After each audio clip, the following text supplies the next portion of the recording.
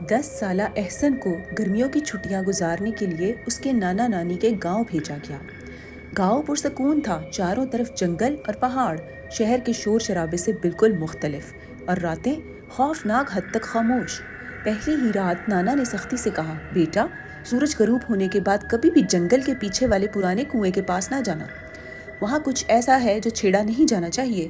احسن نے ہنس کر بات ٹال دی، لیکن وہ بہت ہی تجسس والا بچہ تھا۔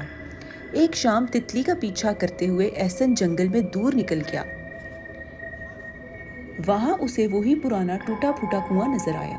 ہوا میں ٹھنڈک تھی، پرندے خاموش۔ اچانک اسے ایک سرگوشی سنائی دی، احسن، قریب آؤ اور قریب آؤ۔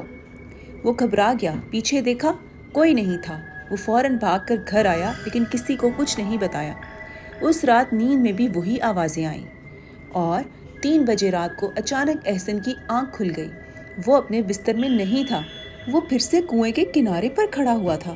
کنویں کی روح اس کے پیچھے آ گئی تھی۔ احسن کی آنکھیں خالی اور چہرے پر کوئی ہوش نہیں۔ اس کے ہونٹ ہل رہے تھے، لیکن آواز کوئی اور تھی۔ اس کے جسم میں کچھ داخل ہو چکا تھا، ایک خبیث روح۔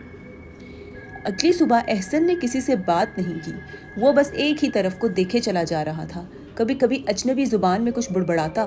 اس کے بازو پر خراشیں تھیں اور دیواروں پر وہ عجیب نشان بنا رہا تھا، جو نہ تو سمجھے جا سکتے تھے اور نہ ہی اس سے پہلے کہیں دیکھے گئے تھے۔ جانور اس کے قریب نہیں آ رہے تھے۔ وہ بغیر پلک جھپکائے آگ کو دیکھتا رہا۔ سب کو اندازہ ہو چکا تھا، کچھ بہت ہی غلط ہے۔ ڈرے سہمے نانا نانی اسے گاؤں کی پیرنی دادی کے پاس لے گئے، ایک بوڑھی عورت جو روحانی علم رکھتی تھی۔ وہ رات کو آئی، ساتھ لائی نمک، تیل کا چراغ اور مقدس آیات۔ جیسے ہی وہ گھر میں داخل ہوئی، چراغ زور سے جلنے لگا۔ احسن نے چیخ ماری، آواز انسانی نہیں تھی۔ کمرہ ہلنے لگا، دیواروں میں دراڑیں پڑ گئیں۔ پیرنی نے وظیفے پڑھنے شروع کیے اور احسن کے ارد گرد نمک کا چھڑکاؤ کر دیا۔ روح نے زور لگایا، کھڑکیاں ٹوٹی، دروازے بند ہوئے، لیکن وہ پڑھتی رہی، اونچی آواز میں۔ اچانک سے احسن کا جسم فضا میں بلند ہوا اور پھر فرش پر گر پڑا۔ ایک بھیانک چیخ گونجی، پھر مکمل خاموشی۔ احسن نے آنکھیں کھولی، وہ واپس آ چکا تھا۔ روح کو نکال دیا گیا تھا فی الحال۔ پیرنی نے تنبیہ کی، کنواں بدروحوں کا ٹھکانہ ہے، اسے کبھی مت کھولو۔ اگلے دن سے کنویں کو مٹی سے بھر دیا گیا، مگر رات کے وقت احسن کو آج بھی کبھی کبھار ایک سرگوشی سنائی دیتی ہے، احسن، میں اب بھی یہیں ہوں۔